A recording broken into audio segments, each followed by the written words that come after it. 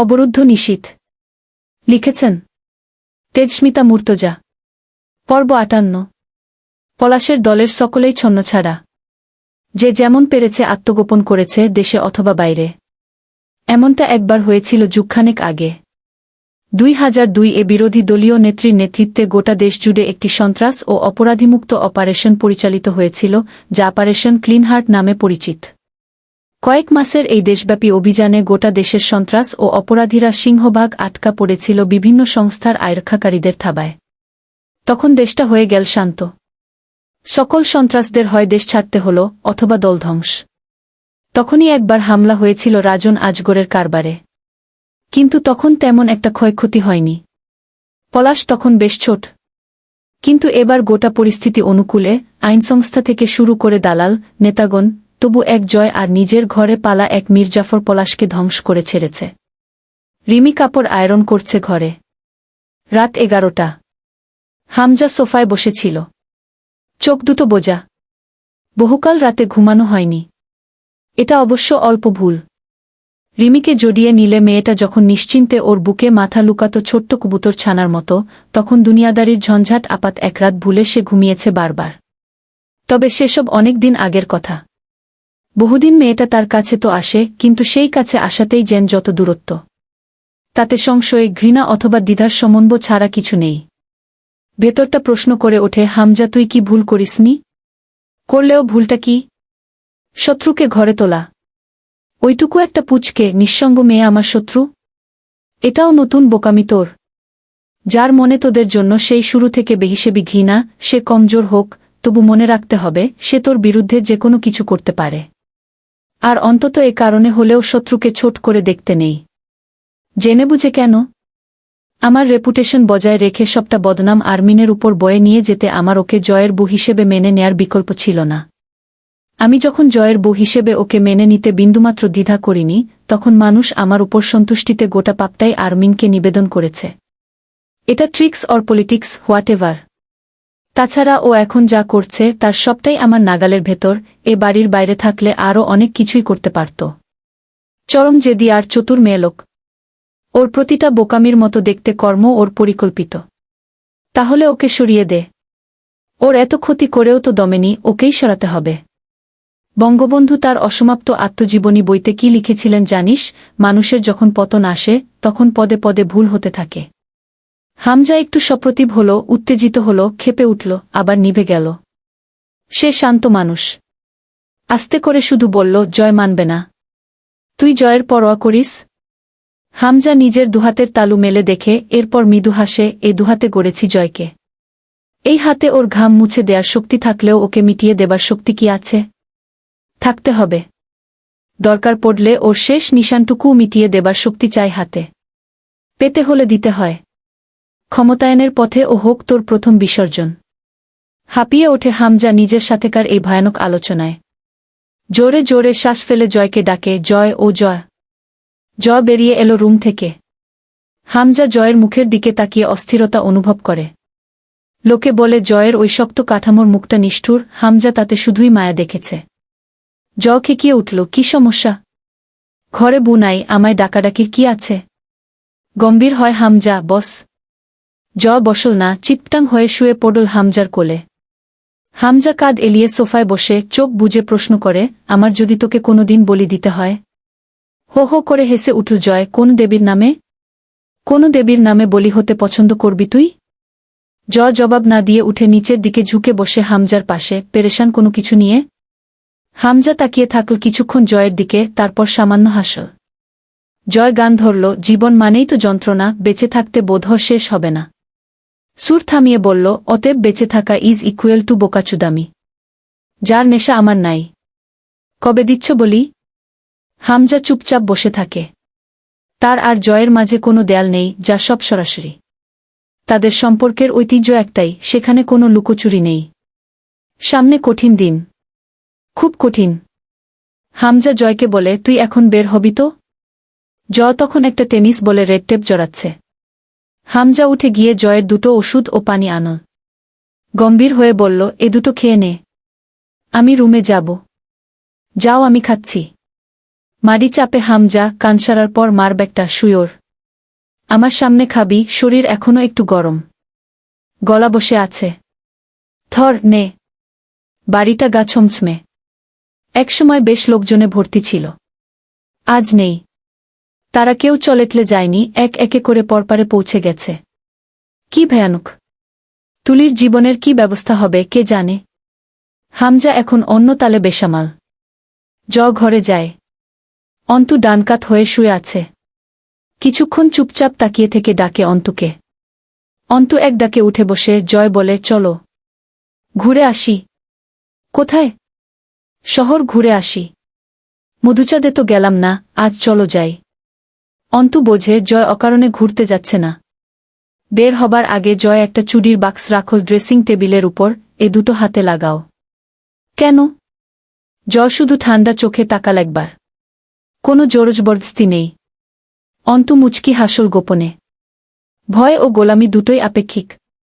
ভয় পেলে মানুষ ভয় দেখাবে, গোলামি করলে কেউ কারো মালিক হতে পারবে। ভয় না পেলে লোকে ক্লান্ত হয়ে আর চেষ্টা করবে না।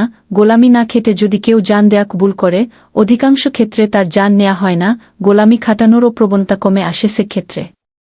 এই খেলায় অন্তু জিতে গেছে এতদিনের প্রচেষ্টায়। জয় ও হামজা দুজনের বদ্ধ ধারণা জন্মেছে, অন্তুকে জোর করে থামানো অথবা রাজি করানো যায় না। জয়ের এই বাপ্পারাজ টাইপ ভাব দেখে অন্তুর মুখ বিকৃত হয়ে এল। চোখ উল্টে মাথা ঝাঁকাল। জয়ের ভালো ভাব দেখলে অন্তুর শুধু একটাই কথা মাথায় আসে, পেছন মেরে বালুর শেখ। চুড়িগুলো চোখ ধাঁধানো সুন্দর। চিকন স্বর্ণের দুটো চুড়ি। অন্তুর ফর্সা হাতে চোখ কাটছিল। গম্ভীর মুখে দেখল তা। বাথরুমের ফেক রুফ থেকে একটা সাদা ধবধবে কাপড়ে মোড়া কিছু একটা বের করল জয়। তাতে একটা হাতে ব্যবহারের মতো ছোট চকচকে কুডাল। রাস্তায় হাঁটতে হাঁটতে অন্তু জিজ্ঞেস করে, এটা কি কাজে ব্যবহার করেন? করিনি এর আগে। তাহলে রেখেছেন কেন? আমানত। আমানত না ঠিক, হাত বদল হয়ে আমার কাছে চলে এসেছিল মালটা। অন্তুর কৌতূহল হয়, কে সে? দায়সারা জবাব দেবেন না আমার প্রশ্নের। লুঙ্গি খুলে প্যান্ট পরতে পরতে জবাব দেয়, এক নারী। অস্পষ্ট শুনতে লাগে, কারণ শার্টের প্রান্ত তখন দাঁত দিয়ে চেপে ধরেছিল। অন্তু অবাক হয়। জয় কখনো কোনো মেয়েকে এমন সম্মান দিয়েছে তা অন্তুর জানা নেই। সে জিজ্ঞেস করে, নারীটা কে? অন্তু ভ্রু কুচকে মিষ্টি, এই আপনার আগেকার প্রেমিকা টেমিকা হবে নাকি? হাসল, তার মধ্যে সেই সব সিস্টেমই নেই। তার সাথে যে সময় দেখা হয়েছিল তখন আমার ভেতরেও প্রেমপীড়িতির সিস্টেম ছিল না। অন্তু ভ্রু নাচিয়ে ঠোঁট উল্টায়, তবু বিশেষ কেউই হবে। নয়তো আপনার মতো লোক কাউকে এতখানি সম্মান তো দিতে পারে না। তোমাকে দেইনি? অন্তু শব্দ করে হেসে উঠল, তাতে অজস্র বিদ্রূপ ঝরে পড়ল, তা দেননি আবার। দিয়েছেন তো। জয়ের মুখটা চেক চেক প্রিন্টের লালসাদা গামছায় বাঁধা। গাড়ি নিল ক্লাবের ওখান থেকে। অন্তু দেখল সেই দুর্গের মতো ক্লাবঘর পুড়ে ধ্বংসপ্রায় হয়ে গেছে। কবির সাথে যেতে চায়। ভাই, আমি যাই আপনার সাথে? তোর শ্বশুরের বিয়ে খাইতে যাচ্ছি শালা। সাথে গিয়ে মুরগির রানে কামড় বসাবা? ভাই, আমি ড্রাইভ করব। আপনি আর ভাবি বসে থাকবেন? আপনার তো শরীর খারাপ। ন্যাকামি করিস না বাপ। বাসায় যায় 2 প্যাক মাল খেয়ে শুয়ে পড় যা। বাংলা, জয় বঙ্গবন্ধু। কবির তবু পেছন ডাকে, ভাই, আপনি ভাবিরে নিয়ে একা একা যাবেন? পরের বার তোর বুটারে দিস সাথে। আজ নিজেরটা নিয়ে ঘুরে আসি। Good night. গাড়ি চলছে। যেন ঘোড়া ছুটেছে। অন্তুর পরাণ যায় যায়। মনে হচ্ছিল রকেট ছুটেছে। অন্তুর চুলগুলো পতাকার মতো উড়ছিল। অন্তু চিৎকার করল, এত জোরে কোনো মানুষ গাড়ি চালায়? আমি নিশ্চিত এই গুণের জন্য মাঝে মধ্যে আপনার শরীরের ফাল্লা উড়ে যায়। আস্তে চালান বলছি, অথবা এক্ষুনি এই মাঝ রাস্তায় নেমে যাব। পাগল লোক। জয় গা কাঁপিয়ে হো হো করে হেসে উঠল। গাড়ির বেগ আরও বাড়াল। অন্তু বিতৃষ্ণা আর কথা বলল না। গাড়ির বেগের সাথে মিলিয়ে গান ধরল, ওই ঝলমলে রোদ আকাশে, তুমি আমি উড়ি বাতাসে। অন্তু কপালে হাত চেপে বসে রইল। অন্ধকার আকাশ, যেখানে চাঁদ অবধি নেই। এইরকম এক মাঝরাতে এমন ঝলমলে সূর্যের গান কেউ ভাবতে পারে? তাও আবার কি এক উদ্ভট গান। গাড়ির স্টিয়ারিং ঘোরাচ্ছে আর শীষ দিচ্ছে। খানিক পর স্পিড কমল। অন্তু একটা কথাও বলল না। ও কমাতে বলেছিল বলে আরও বাড়িয়েছিল স্পিড। এবার স্পিড স্বাভাবিক রেখে গলা ছাড়ল জয়। এই ভাঙাচোরা বুক নিয়ে, অবাধ্য অসুখ নিয়ে, স্বপ্নে রাখা মুখ চলেছে খুঁজে কুয়াশা ধোঁয়াশা ভরা রাস্তাতে। নেমেছে বাজপাখি খালি হাতে, কানামাছি খেলে যায় কার সাথে মুখ বুজে। দুই পৃথিবী, কিসের চাহিদায় ঘর ছাড়া, দুই পৃথিবী কোনো চাওয়া পাওয়ায় দিশেহারা।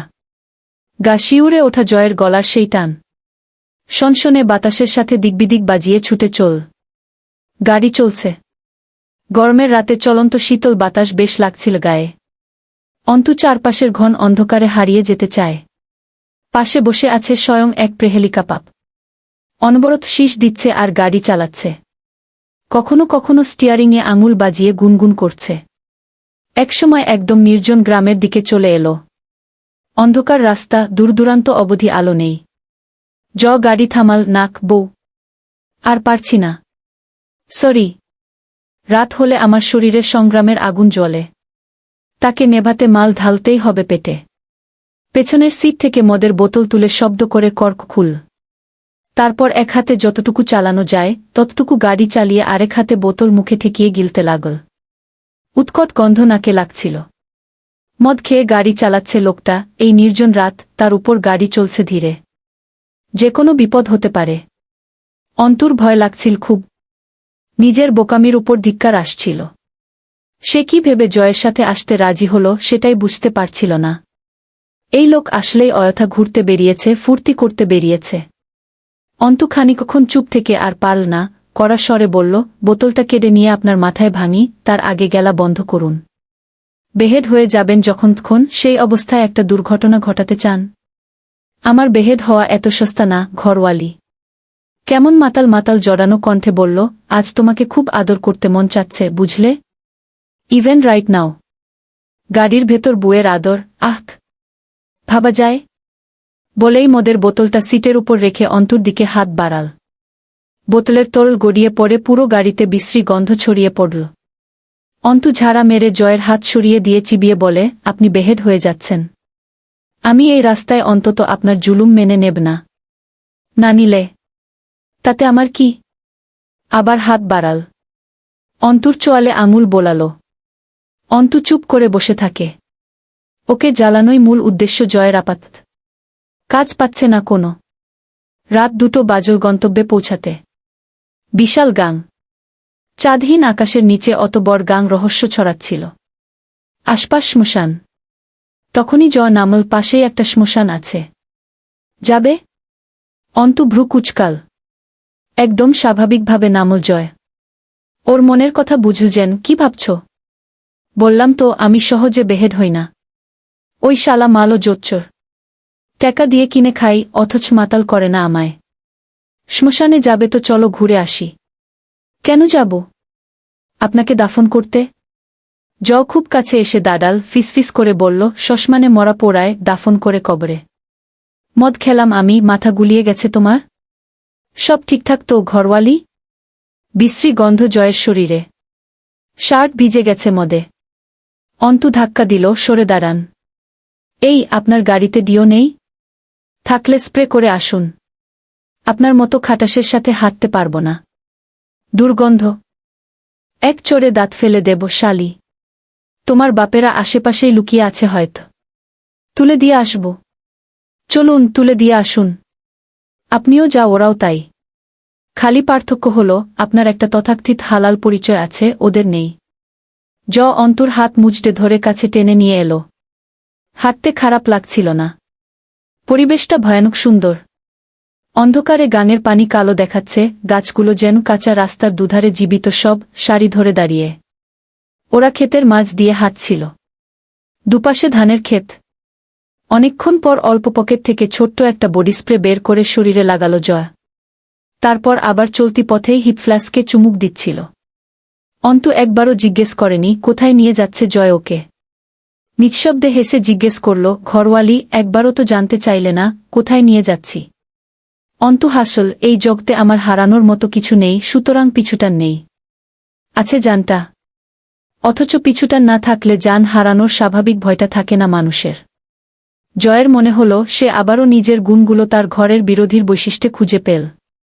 বেসিক ফিচার সব জয়ের, আর মিলেও যায় সবগুলো। অন্তু বলে চলে, আর কি ক্ষতি করতে পারেন আপনি আমার? তোমার আমাকে ভয় লাগে না? গম্ভীর হল জয়া। না, লাগে না। আগে লাগতো, বিয়ের আগে। পরে আর লাগে না। অন্তু ভালোভাবে দেখল, সে কখনো কাঠের বাড়ি দেখেনি। দাঁড়িয়ে আছে তেমন একটা বাড়ির সামনে, একটা বাগান বাড়ি। অন্তু মনে হল, এটাই কি আমি নিবাস? চারপাশে মাঠ, প্রাচীরের ভেতরের বাগানটা বড়, সেখানে শুধু গাছ আর গাছ। পেছনে অল্প কিছুটা মাঠ, তারপর বয়ে গেছে গাংটা। অন্ধকারে অদ্ভুত লাগছিল গোটা পরিবেশটা। জয়কে জিজ্ঞেস করল, এটা কি আপনাদের বাড়ি? না। আমার বাপদাদারে কি পাগলে থাপাইছিল যে এরকম ঝোড়জাতার মধ্যে বাড়ি করতে আসছিল? এসো, প্রাচীর টপকাতে হবে। আশ্চর্য, আমরা কি চুরি করতে যাচ্ছি? যাব না, আমি দরকার পড়লে তবু প্রাচীর টপকাতে পারব না। থাপ্পড় মারি একটা। সময় নষ্ট না করে যা বলতেছি সেইটা করো। আমি উঠায় দিচ্ছি। অন্তু গাঢ় হয়ে দাঁড়িয়ে রইল, আমি প্রাচীর টপকাতে পারব না। আমি এমন একটা প্রয়োজন দেখছি না যে এখানে ঢুকতেই হবে। মাগী মানুষ এত তেডা। শালির মেয়ে সবসময় ধৈর্যের পরীক্ষা নিতে খাতা রেডি রাখে। জয় এক লাফে প্রাচীর টপকে ফেল। সেই শব্দেই পাহারাদার সতর্ক হল। এরপর যেই গেট খুলতে গেল, অমনি রাইফেল হাতে দাডোয়ান উঠে দাঁড়াল, এই শালা কেডারে, থাম, শালা মাগির চেংরা। বুক ঝাঁঝরা কইরা দিমু একদম। হামজা লোক নিযুক্ত করেছে তা জানত জয়। তবে সেই লোক যে জয়কেও চেনে না ঠিকমতো, এ তো মুশকিল। বোঝানোর চেষ্টা করল, বসির ভাই, আমি। লোকটা বিনা নোটিশে চট করে গুলি চালাল। শর্টরেঞ্জের ডাবল বুলেট রাইফেল, দূরত্ব বড়জোর 1 গজও না, বুলেট একটু ছুঁয়ে গেলেও আমিরের মৃত্যু নিশ্চিত। গুলি সে তাক করল জয় আমিরের বুকের বা পাশটা। লোকটা ভুল যেটা করল, গুলি ছোড়ার আগে রিলোড করল একবার, এবং শব্দটা কানে যেতেই জয় নিচু হল। গুলিটা লাগেনি দেখে বসির আবার গুলি চালাতে প্রস্তুত। জয় বকে উঠল, রাইফেলটা তোর শাওয়ার মধ্যে ভরে দিই, শালা খানকির বাচ্চা। কাউকে ভেতরে যেতে দেবার অনুমতি নেই। সে কর্তব্য নিষ্ঠার সাথে পালন করে হামজার মনোযোগ আয় করতে চায়। দ্বিতীয় গুলিটা চালালো বসির। অন্ধকারে নিশানাচ্যুত হয়ে গেল। প্লেসক্রস করে এগিয়ে এসে হাতটা চেপে ধরল বসিরের, ব্যাডাচ্চুদা, তোর মাইরে, শালা গুলি চালাবা, দেখে শুনে চালাও সম্বন্ধীর চেংরা। তোর আব্বা যে দাঁড়ায় আছি, হুশ করে ফায়ার করবি তো। রাইফেলটা কেড়ে নিয়ে লোকটাকে মাটিতে ফেলে মুখের উপর পায়ের হাইবুটটা চেপে ধরল। সাথে মাটিতে বসিরের মুখটা গেড়ে যাচ্ছিল, গা ছমছমে ভোতা গোঙানির আওয়াজ করছে বসির, দম আটকে আসছে। তবু পা তুলল না। অনেকক্ষণ মাটিতে মাথাটা চেপে ধরে রইল জুতো দিয়ে। আনুমানিক মরার অল্প আগে ছেড়ে দিল। উবু হয়ে বসে বলল, আমি আমির। এরপর ফায়ার না শুনে তারপর করবি, শালা নটকির পুত। লোকটা উঠে দাঁড়াতে পারল না, তবু এবার হাত উঁচিয়ে সালাম ঠুকতে চেষ্টা করল। চাবিটা নিয়ে গেটটা খুলে দিল। অন্তু দৌড়ে ভেতরে ঢোকে। কি হয়েছে আবার ভেতরে? গুলি চলল যে। বেঁচে আছেন? আলগোছে হাসে, মরিনি এখনো। অন্তু বলল, তাহলেই হল। আমার আবার ফিরতে হবে এখান থেকে, একা তো যেতেও পারব না আপনি ছাড়া। হো হো করে হেসে উঠল। অন্তু হাত ধরে কাদা পার করিয়ে গেট আটকে ভেতরে এগিয়ে গেল। দরজায় কড়া নাড়ল। দরজা খুলল মিনিট 2 পরে। অন্তু অবাক হয়ে যায়। রূপকথা মিষ্টি হেসে অন্তুর হাত ধরে, কেমন আছো মিষ্টি মেয়ে? বুট পরেই ভেতরে ঢুকছিল। রূপকথা চেঁচালো, খবরদার কাদা পায়ে ঢুকবে না। জুতো খোলো। সারেন্ডার করার মতো 2 হাত উঁচু করে জুতো খুল। বাড়ির ভেতরটা আলো আধার। অন্তু সেই আধারে দেখে কেউ সোফায় বসে আছে। সেন্টার টেবিলের উপর ল্যাপটপ। সে তাতেই কিছু কাজ করছে, এবং ল্যাপটপের আলো মুখটা অর্ধেক দেখা যাচ্ছিল। পরাগ আজগর না? হ্যাঁ তাই তো। সে আর রূপকথা এখানে কি করছে? জায়গাটাই বা কোথায়?